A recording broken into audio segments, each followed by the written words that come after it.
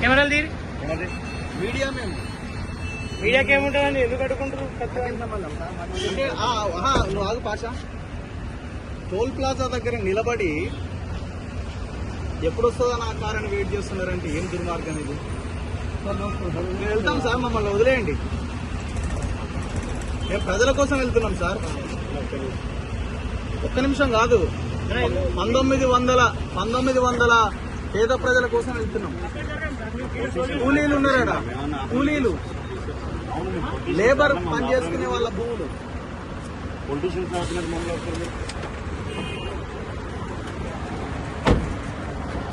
పోనీయండి sir మమ్మల్ని, దయచేసి. ఏ రకంగా ఏమవుతుంది హైవే ఏమన్నా మీద మొత్తం ఎట్లా ఆపుకుంటారు? మీరు పక్క జరగండి సార్, ఫస్ట్ పక్క జరగండి సార్. ఫస్ట్ ఏం చేస్తారు?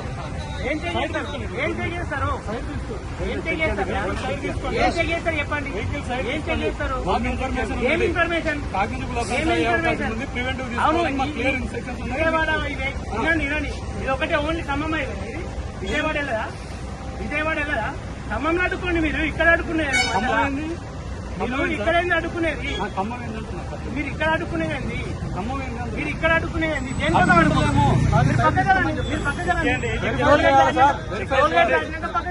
చెక్ చేసుకోండి. ఏం చెక్ చేస్తున్నాం? చెక్ చేయాలన్నా సార్, చెక్ చేయండి.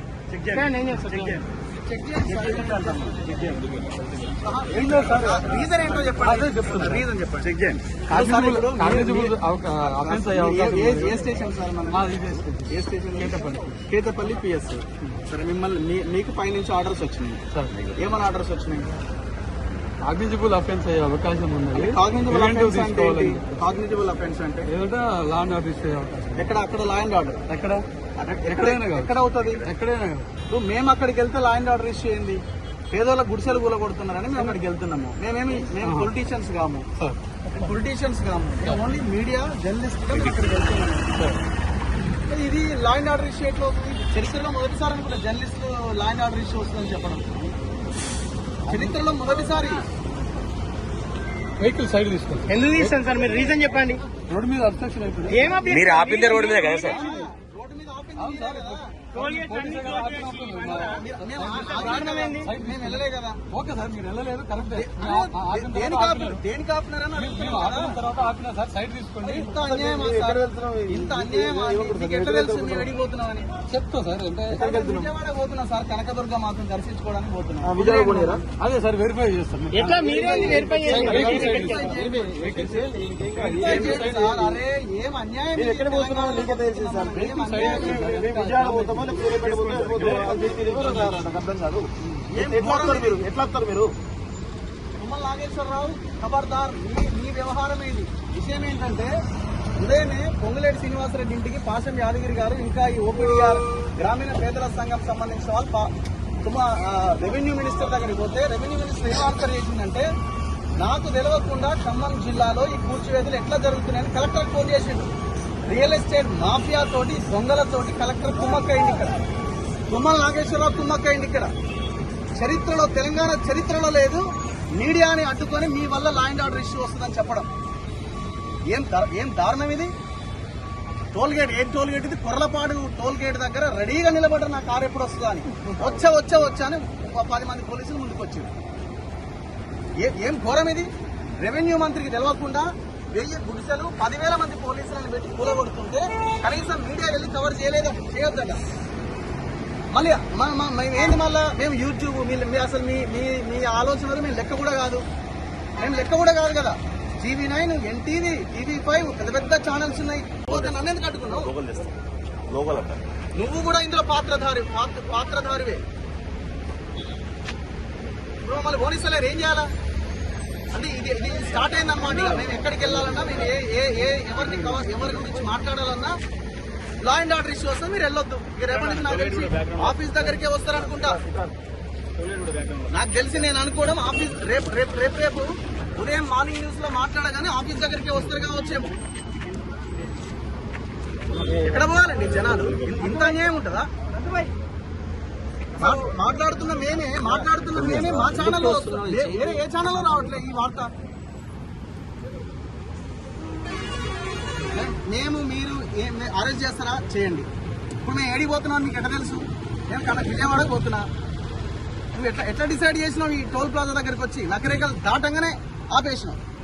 ఎమ్మెల్యే ఫోన్ చేయండి. వేముల వీరేశం గారికి ఒకసారి ఫోన్ చేయండి. అదే టోల్ గేట్ పైన కూడా అన్ని టోల్ గేట్లు క్లోజ్ చేసి కేవలం ఒకటే ఈజీగా దొరకాలని. అన్ని క్లోజ్ చేసి ఒకటే వే పెట్టి ఏడాది ముసలాన్ని పట్టుకుందామని చూస్తున్నారు. అరే దొంగలని పట్టుకోండి భయ్, దొంగలని పట్టుకోండి. ఉమ్మల నాగేశ్వరరావుని అరెస్ట్ చేయండి. కొడుకు అల్లుడి పేరుతో మొత్తం వాడు 8 మంది కమ్మోళ్ళు కలిసి తెలంగాణ భూముల మీద పడ్డారు. భూదాన్ భూముల మీద పడ్డారు. అరే 1954 పహానీలు ఆ భూములు భూదాన్ భూములు అని చెప్తున్నది. భూదాన్ యజ్ఞ బోర్డు 62 ఎకరాలు ఆ పేదలకు ఇచ్చేసింది ఇళ్ల స్థలాలు. రెవెన్యూ వాళ్ళు వాళ్ళకి కేటాయింపు చేసి లేఅవుట్ చేసి మొత్తం ఇవ్వాల్సింది పోయి 10 ఏళ్లుగా గుడిసెలేసుకున్న వాళ్ళని అన్యాయంగా రోడ్డు పాలు చేస్తున్నారే. అసలు అక్కడ తప్పే జరుగుతలే అన్నప్పుడు రేవంత్ రెడ్డి నువ్వు ఇంత పెద్ద మొగోనివని నేను అనుకోలేదు నాయన. ఇంత పెద్ద దార్కాడు అని నేను అనుకోలే. నువ్వు మమ్మల్ని అడ్డుకుంటే ఏమొస్తుందా బాబు? పొంగులేటి శ్రీనివాసరెడ్డి తెలవకుండా జరుగుతుందా రెవెన్యూ మంత్రికి? రెవెన్యూ మంత్రి అంటున్నాడు అక్కడికి వెళ్ళిన వాళ్ళ కలెక్టర్ కాన్ఫరెన్స్ కలుపుతా అంటున్నాడు. కలెక్టర్ లేదు సార్ మీకు గతంలో 6 నెలల కింద చెప్పినా అంటున్నట. మరి ఇప్పుడు చెప్పాలి కదా, 6 నెలల కింద ఎట్లా చెప్తామనంటే సైలెంట్ ఉన్నాడు, మాట్లాడలేదు. ఇప్పుడు మొత్తం పోలీసులు ఏం చెప్పండి, ఇక్కడ ఎంతసేపు ఆపుతారు చెప్పండి, మీరన్నా చెప్పండి. అందుకని మీరు ఆగండి, మీ వల్ల లా అండ్ ఆర్డర్ ఇష్యూ వస్తారు. మేము రాళ్ళు ఉన్నాయా మరి అందులో చెక్ చేసుకోండి. ఏం ఘోరం ఇది, ఏం అన్యాయం ఇది. ఎక్కడ ఉన్నాం? తెలంగాణలో ఉన్నామా? 1000 కుటుంబాలని ఆగం చేసిన రేవంత్ పోతే నన్ను ఎందుకు అడ్డుకున్నావు? నువ్వు కూడా ఇందులో పాత్రధారివే. ఇప్పుడు మమ్మల్ని పోలీసులు ఏం చేయాలా అంటే ఇది స్టార్ట్ అయిందన్నమాట. మేము ఎక్కడికి వెళ్ళాలన్నా, మేము ఎవరి గురించి మాట్లాడాలన్నా లా అండ్ ఆర్డర్ ఇష్యూ వస్తే మీరు వెళ్ళొద్దు. రేపటి నుంచి నాకు తెలిసి ఆఫీస్ దగ్గరికే వస్తారనుకుంటా. నాకు తెలిసి నేను అనుకోవడం ఆఫీస్ రేపు ఉదయం మార్నింగ్ న్యూస్ లో మాట్లాడగానే ఆఫీస్ దగ్గరికే వస్తారు కావచ్చేమో. ఎక్కడ పోవాలండి జనాలు? ఇంత అన్యాయం ఉంటుందా? మాట్లాడుతున్న మేమే మా ఛానల్లో వస్తుంది. వేరే ఏ ఛానల్లో రావట్లేదు ఈ వార్త. మేము మీరు అరెస్ట్ చేస్తారా చేయండి. ఇప్పుడు మేము ఏడిపోతున్నాను మీకు ఎట్లా తెలుసు? నేను కన్నా విజయవాడకు పోతున్నా. నువ్వు ఎట్లా డిసైడ్ చేసినావు? ఈ టోల్ ప్లాజా దగ్గరికి వచ్చి నకరేకలు దాటంగానే ఆపేసినావు. ఎమ్మెల్యే ఫోన్ చేయండి. వేముల వీరేశం గారికి ఒకసారి ఫోన్ చేయండి. అదే టోల్ గేట్ పైన కూడా అన్ని టోల్ గేట్లు క్లోజ్ చేసి కేవలం ఒకటే ఈజీగా దొరకాలని. అన్ని క్లోజ్ చేసి ఒకటే వే పెట్టి ఏడాది ముసలాన్ని పట్టుకుందామని చూస్తున్నారు. అరే దొంగలని పట్టుకోండి భయ్, దొంగలని పట్టుకోండి. ఉమ్మల నాగేశ్వరరావుని అరెస్ట్ చేయండి. కొడుకు అల్లుడి పేరుతో మొత్తం వాడు 8 మంది కమ్మోళ్ళు కలిసి తెలంగాణ భూముల మీద పడ్డారు. భూదాన్ భూముల మీద పడ్డారు. అరే 1954 పహానీలు ఆ భూములు భూదాన్ భూములు అని చెప్తున్నది. భూదాన్ యజ్ఞ బోర్డు 62 ఎకరాలు ఆ పేదలకు ఇచ్చేసింది ఇళ్ల స్థలాలు. రెవెన్యూ వాళ్ళు వాళ్ళకి కేటాయింపు చేసి లేఅవుట్ చేసి మొత్తం ఇవ్వాల్సింది పోయి 10 ఏళ్లుగా గుడిసెలేసుకున్న వాళ్ళని అన్యాయంగా రోడ్డు పాలు చేస్తున్నారే. అసలు అక్కడ తప్పే జరుగుతలే అన్నప్పుడు రేవంత్ రెడ్డి నువ్వు ఇంత పెద్ద మొగోనివని నేను అనుకోలేదు నాయన. ఇంత పెద్ద దార్కాడు అని నేను అనుకోలే. నువ్వు మమ్మల్ని అడ్డుకుంటే ఏమొస్తుందా బాబు? పొంగులేటి శ్రీనివాసరెడ్డి తెలవకుండా జరుగుతుందా రెవెన్యూ మంత్రికి? రెవెన్యూ మంత్రి అంటున్నాడు అక్కడికి వెళ్ళిన వాళ్ళ కలెక్టర్ కాన్ఫరెన్స్ కలుపుతా అంటున్నాడు. కలెక్టర్ లేదు సార్ మీకు గతంలో 6 నెలల కింద చెప్పినా అంటున్నట. మరి ఇప్పుడు చెప్పాలి కదా, 6 నెలల కింద ఎట్లా చెప్తామనంటే సైలెంట్ ఉన్నాడు, మాట్లాడలేదు. ఇప్పుడు మొత్తం పోలీసులు ఏం చెప్పండి, ఇక్కడ ఎంతసేపు ఆపుతారు చెప్పండి, మీరన్నా చెప్పండి.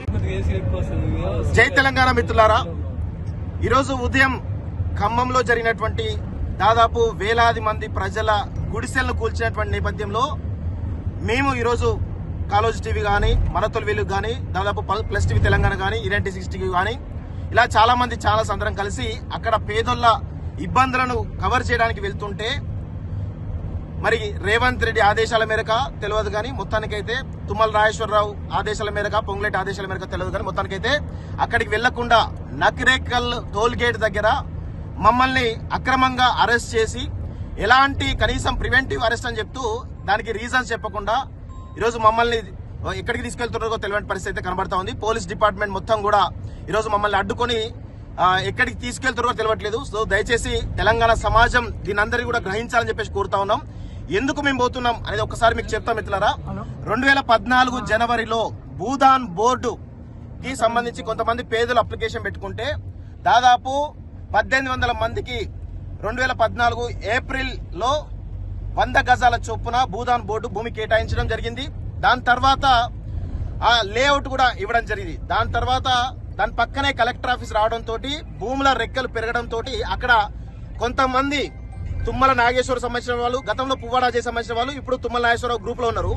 వీళ్ళందరూ కలిసి అక్కడ చుట్టుపక్కల మొత్తం కూడా కబ్జాలు చేసి పెద్ద ఎత్తున ఆ భూములను లాక్కోవడానికి ప్రయత్నాలు జరుగుతుంటే గతంలో చాలా సార్లు కూడా వేలాది మంది పోలీసులు, కొంతమంది దుండగులు వెళ్లి కూడా అక్కడ అక్రమంగా వెళ్లి అడ్డుకుంటూ ఉంటే అక్కడ ప్రజలు గుప్పలు పట్టుకొని తిరగబడడం జరిగింది. ఈ రోజు గత వారం క్రితం మేము అక్కడికి వెళ్లి స్టోరీ చేయడం జరిగింది. ఆ స్టోరీ చేసిన 1 వీక్ తర్వాత ఈ రోజు ఉదయాన్నే 10,000 మంది నుంచి 15,000 మంది సిఆర్పిఎఫ్ పోలీస్ బలగాలు ఏవైతున్నాయో రెవెన్యూ డిపార్ట్మెంట్, ఇరిగేషన్ డిపార్ట్మెంట్, అన్ని డిపార్ట్మెంట్లు కలిసి ఉదయాన్నే 6 గంటలకు వెళ్లి జేసీబీలతోటి వేలాది మంది పేద బతుకులు కట్టుకున్నటువంటి చిన్న చిన్న గుడిసెలు కూల్చివేసి వాళ్ళ జీవితాలన్నింటినీ కూడా రోడ్డు పాలు చేసినటువంటి విషయం చూస్తా ఉన్నాం.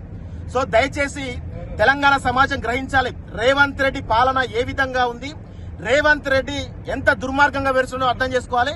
ఎవరి అడుగులకు మడుగులొత్తుతూ ఈరోజు అక్కడ పేదల భూముల పైన కబ్జాదారుల ఈరోజు ఎంత దారుణంగా వేరుస్తున్నారో ఒక్కసారి అర్థం చేసుకోవాలి. దీనికి ప్రధాన కారణం తుమ్మల నాగేశ్వరరావు, అదేవిధంగా పొంగులేటి శ్రీనివాసరెడ్డి, అక్కడటువంటి మంత్రి డిప్యూటీ సీఎం అయినటువంటి బట్టి విక్రమార్కే ఆ పేదల భూముల పైన పడి ఈరోజు అరాచకం చేస్తా ఉన్నారు. దయచేసి తెలంగాణ సమాజం అంతా కూడా గ్రహించాలి. దీనిపైన అందరూ కూడా నోరు విప్పాలని చెప్పేసి కూడా ఈరోజు ప్రజల పక్షాన మేము కోరుతా ఉన్నాం. Thank you very much. జై తెలంగాణ.